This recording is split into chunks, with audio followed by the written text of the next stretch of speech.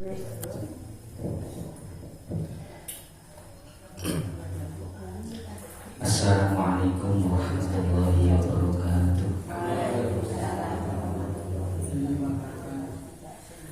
Fu'ulun mafa'ilun, fu'ulun mafa'ilun, fu'ulun mafa'ilun, fu'ulun mafa'ilun. Bismillah kula nyebut asmane pun pangeran kanthi nyuwun pitetas saha nyuwun karidan para ahli thariqa kang arep tawajuhan luwih dhisik ngerti nyang carane tawajuhan nuli padha niyato takara nyang pangeran krana derek dawuhe nabi akhir zaman nuli maca donga lan sholawat lan Fatihah manut marang guru kang aweh labet kaifiyah mulai maca muqaddimai tawajuhan atine aja ngasih lali marang pangeran latifah iku kabeh ana pitu cacahe bakal katutur tertib senenge lan manggone latifatul qalbi thumma latifatul ruhi latifatul sirri thumma latifatul khafi latifatul akhfa thumma latifatul nafsi wa latifatul qalbi bi fathatil lam siji latifah qalbi loro latifah ruhi telu latifah sirri papat latifah khafi lima latifah akhfa nanan latifah nafsi pitu latifah qalab tumiko paling keri siji latifah qalbi hiya aluse ati manggon nang ngisor susu kiwa padha sing ngerti sakoda late karo susu ana driji doyong arep mengiwa kudune padha ngerti loro latifah ruhi ya aluse arruh manggon nang ngisor susu temen padha sing weruh sakoda karo susu ana driji doyong arep menengen kudune padha ngerti telu latifah sirri ya aluse rasa manggon ing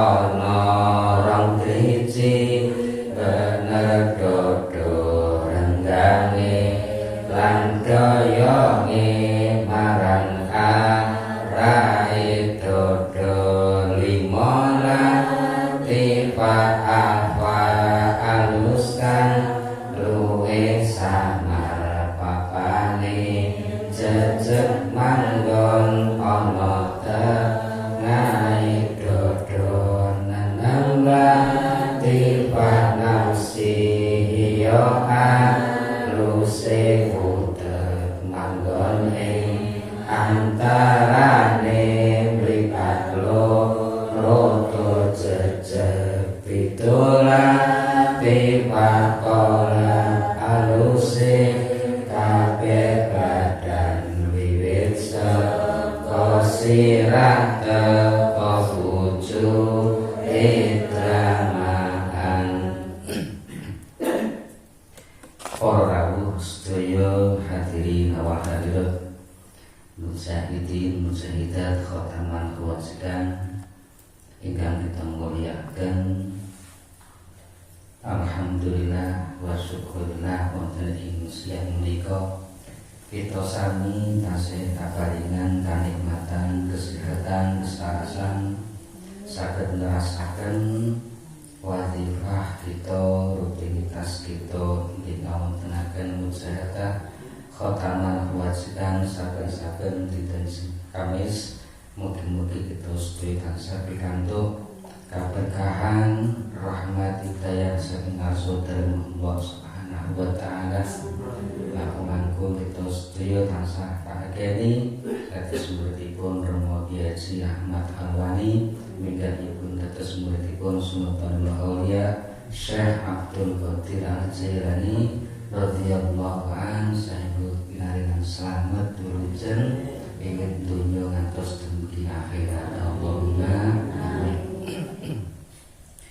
Shalawat salam mugi tansah kunjungan katur dumateng junjungan kita Nabi Agung Muhammad sallallahu alaihi wasallam. Mugi-mugi kita sedaya badhe kayana umatipun ingkang bijeng mulai yaumul kiamah leres-leres badhe pikantuk syafaat pitulunganipun. Amin Allahumma amin. Para rawuh ingkang kita muliaken, monggo sareng-sareng ngemot-emot dhateng dawuhipun junjungan kita Nabi Agung Muhammad sallallahu alaihi wasallam. Qala an-nabiyyu alaihi salatu wassalam la yu'ti li ahadin khamsan minal hayati illa waqad a'adda lahu khamsan akhara min jazaiha. Kanjeng Nabi setunggal wekdal dawuh, Gusti Allah boten paring dhateng satunggalipun tiyang perkawis gangsal saking pinten beden tingkah kejawi teman-teman dicawisi perkawis gangsal ingkang pintu saking piwalesipun. Maksudnya boten paham boten? Dereng paham nggih. La yu'tihi syukra illa waqad a'adda lahu az-ziyadah ala dzalika ni'mah. Gusti Allah boten badhe paring dhateng tiyang ingkang kersa syukur kejawi dicawisi tambahanipun nikmat.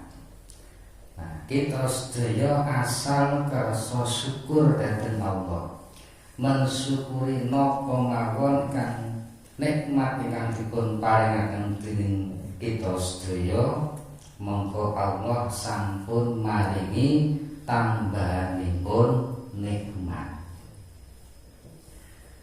Terus intinipun kita sedaya dipun dawuhi syukur dhateng Gusti Allah.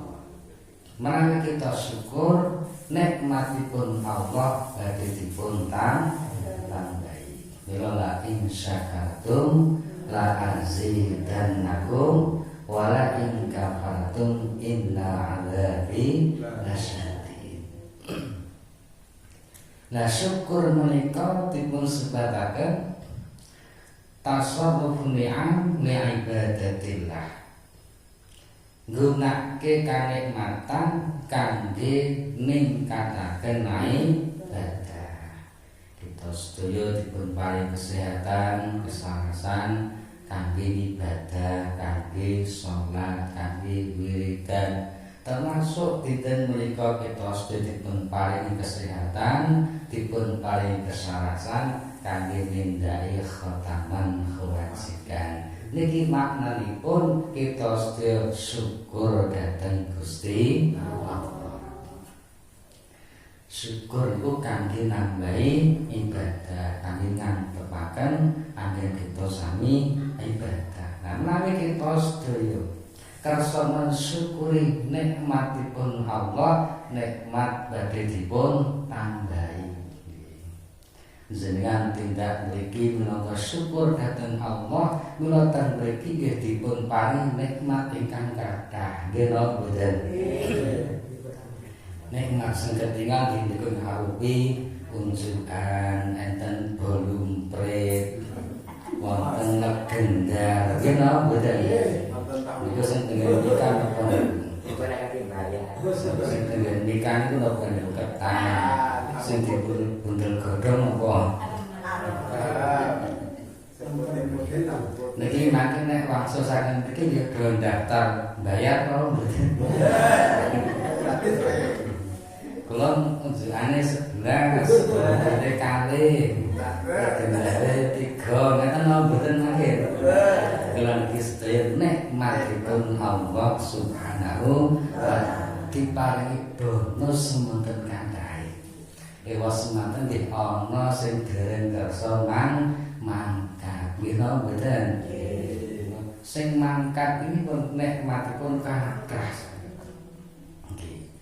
Mula sing penting kita sedaya tansah syukur dhateng Gusti Allah, ditambahi anggenipun syukur.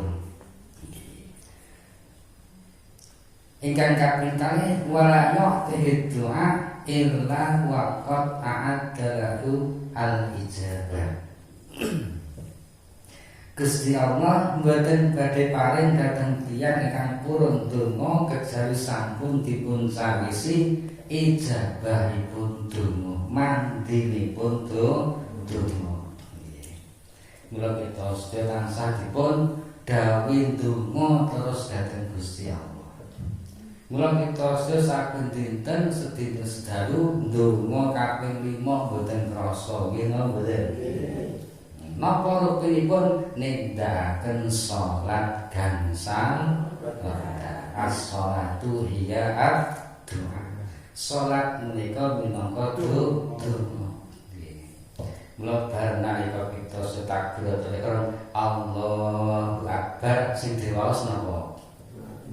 Doa iftitah. Inni wajjahtu wajhiya lilladzi fataras samawati wal arda hanifan musliman wa ma ana minal musyrikin. Niki dipun sebut doa iftitah. Maos Fatihah, maos surat-surat, maos tasbih, lajeng maos ruku, iktidal, sujud, lungguh niku nggih maos donga Rabbi firli warhamni wazkurni warfa'ni warzuqni wahdini wa'afini wa'fu anni. Niku yen tiyang sing ngerti maknane yo len maca diangen mboten sampar ya. Nek sing ngerti maknane kan len maca Rabbi firli warhamni wani. Oh, aku kan. Geno mboten. Nah, kita sesal nyuwun dhateng Gusti nggih maca kuwi dirasakake Rabbi firli ya Allah kula nyuwun ngapura warfa'ni ya Allah kula nyuwun dipun angkat derajatipun ngoten. Nggih. Kula salat niku dipun resapi, salat niku dipun dipun resake saestudi lebetke tenggen mana sebab napa nalika kita salat niku maos pinten-pinten donga maos pinten-pinten panyuwunan dhateng Allah Subhanahu wa taala. Lah donga saged mandi, donga saged ijabah niku nggih panci wonten wekdal-wekdalipun. Donga niku saged dipun waos kapan mawon. Senajan to boten mawi wudu boten napa-napa, ning sing paling utama donga niku tetep dalam keadaan suci, dalam keadaan tasih menapa tasih gantung wudu. Usaha lebetipun salat kita sampun donga. Lah wekdal sing mandi iku mangken badha salat maktubah. Mula badha salat niku ampun age-age kesah age-age menyat iki. Biasane santen tetembungan salam nah kok padha ngene. Kaya sedereng lagu. Salam salam menyat saderenge menyat niku syukur saderenge syukur niku dipun pindah tahiyat akhir lungguh tahiyat akhir niku kangge wiridan badhe wiridan terus kangge ndonga. Nah niku mandi sanget kangge ndonga niku wektu ingkang mandi kangge ndonga. Lajeng wonten malih wektu sing mandi kangge donga niku wekdalipun pas nalika dinten Jumat. Kapan wekdalipun para ulama ndhawuhaken dinten Jumat sing mandi kangge donga iku antawisipun khotbah kalih.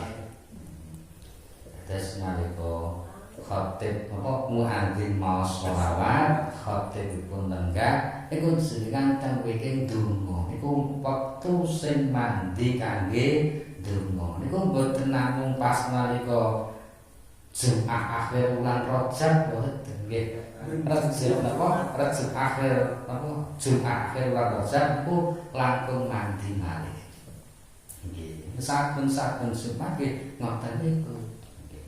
Pasti dinten Jumat niku wonten wekdal-wekdal ingkang mandi kangge donga. Kesepakatan para ulama wektu ingkang mandi kangge donga salebetipun dinten Jumat nggo bainal khutbataini antawisipun khutbah kalih. Monggo samangke dinten Jumat sami donga nyuwun dhateng Allah Subhanahu wa taala mugi-mugi kalebet wekdal ingkang mandi kangge donga panjenenganipun dipun ijabahi dening Allah Subhanahu wa taala. Allahumma amin. Wonten malih wekdal ingkang mandi kangge donga menika wekdalipun sepertiga malam. Sepertiga ingkang malam. Mula nek sorot Jawa niku wonten titioni gondoloni wonten apa puspa tajem ngoten niku lho. Kula wektu sing mandi kangge donga niku sepertiga malam. Wantawis jam pinten nggih jam 2 terus dumugi subuh.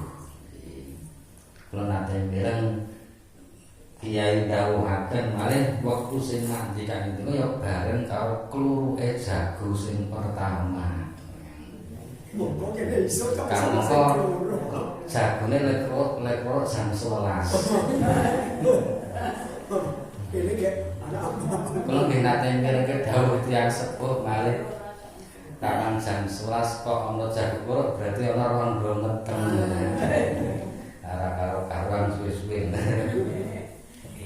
Iku sekitar jam 2 ngantos dumugi subuh. Sebab nalika tengah wengi iran tasawufan lain, nalika wektu wengi iku dadi separo, niku malaikat Jibril temurun dhateng alam dunya. Mubeng-mubeng teng alam dunya. Sinten ingkang dawuh Allah Subhanahu wa taala. malaikat Jibril tumurun teng alam dunya niku kalian beto pengumuman wong-wong ahli dunya padha duwe dosa apa ora. Yang duwe dosa jenengmu sapa, alamate ngendi, nyuwun ngapura nyang Gusti Allah bengi iki arep di ngapura dening Gusti Allah. Niki pengumumane saking malaikat Jibril sing pertama. Pengumuman kang kaping kalih ahli dunya. Kowe kabeh padha duwe penjaluk apa ora nyang Gusti Allah. Yang kowe kabeh duwe penjaluk nyang Gusti Allah, sebutna jenengmu sapa, alamate ngendi, nyuwun nang Gusti Allah, engko bakal diijabahi dituruti penjalukmu dening Gusti Allah. Niki sampun dadi malaikat Jibril yang ngumumke ngoten niku. Sedangkan nek dalu medal saking dalu tengah kuwi kepanggih malaikat Jibril lho mboten. Kepanggih lho mboten. Padha kok ya mboten. Pengumuman nggih mboten kok nggih dereng nate mireng jare kitab medal. Kitab kan sing ngarang ulama sumber menggah-menggah ngantos dumugi Kanjeng Nabi. Mila kita kedah yakin dhateng dawuhe Kanjeng Nabi, termasuk iman dhateng Kanjeng Nabi niku percaya kalih dawuh-dawuhe Kanjeng Nabi. Jadi mboten namung sekadar percaya Kanjeng Nabi Muhammad dadi utusane Gusti Allah ngoten niku tok mboten. Ning kita sedipun dawuh percaya kalih dawuh-dawuhe Kanjeng Nabi, termasuk Kanjeng Nabi paling kabar ngaten niki. Kita sampun dikabari dening Kanjeng Nabi yen bengi gelem meleh, bengi gelem istighfar badhe dingapura dening Allah.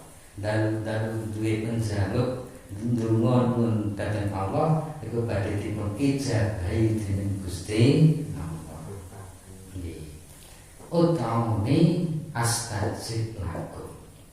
Donga njaluk marang ingsun bakal tak ijabahi iki sing dawuh Gusti Allah.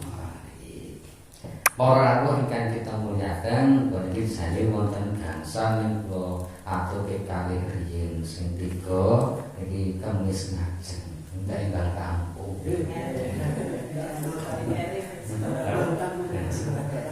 Sing tidak angkat jenengan.